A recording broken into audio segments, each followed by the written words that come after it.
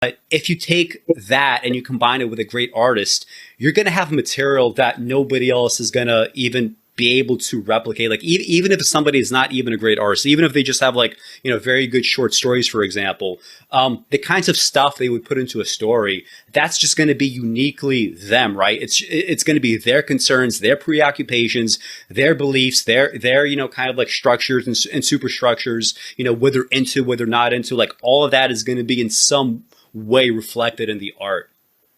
Well, I mentioned earlier about creativity and cleverness being conflated, and people often conflate uniqueness with specialness, and they're not the same.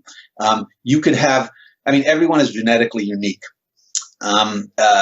You are going to have haplogroups and all these genetic terms that are unique to you, although you do have a twin brother.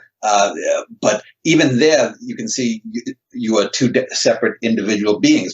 Specialness is something that is different, though, than being just simply unique. Specialness comes from a unique place, but something is done with that uniqueness. And this doesn't even have to be in the arts or sciences. You can have someone who maybe has a unique empathy. The woman who mentored Helen Keller, for example, I forget her name. Helen Keller, for those who don't know, was a blind and deaf mute girl in the late 19th, early 20th century. And she was taught by a woman whose, again, name I forget. But that woman was, herself obviously very intelligent, was persistent, helped educate Helen Keller to become a figure that enlightened a lot of people about people with handicaps over a century ago. But that person, she had a specialness, but again, she wasn't a great artist. She wasn't a great scientist, but there was something special about that pedant, if we want to call her that. That is something that was worthwhile. But yeah, people often mistake this for that. And I think uniqueness and specialness are that. Every great artist has a certain level of individuation. You can't mistake Robinson Jeffers' poetry for Walt Whitman's, even within just a single long line. You can tell by the subject matter that they deal with, how they Robinson Jeffers is the guy who's on the outside looking in. He's got that camera the way Jacques Cousteau or the old 1950s and 60s TV shows that would talk about going to Africa and seeing what he has, that documentarian kind of view. Walt Whitman, on the other hand, was always behind the eye. You would never see the gray white beard of Whitman. He would always be just the eyes roaming through a crowded street or in the forest or huddling down by a fire. The points of view of Whitman and Jeffers were almost totally opposite. They were sort of like I always think of Whitman and Robinson Jeffers as Antonioni and Bergman, dealing with very similar things, but in totally different ways. Antonioni and Bergman both dealing with the human dilemma, but Antonioni is far out, and he's looking from the wrong end of a telescope at human beings. He doesn't want to be close to human beings, whereas Bergman is right up in the face. You can see the pores of the characters sweating. Yeah, this reminds me of, I remember like when I was in college, we had some like blind readings of poetry. There was some a poem that came up for discussion, and it was a poem that I never read before. But as I was reading it, I immediately knew like this just has to be Sylvia Plath. There's just no way that it's anybody else.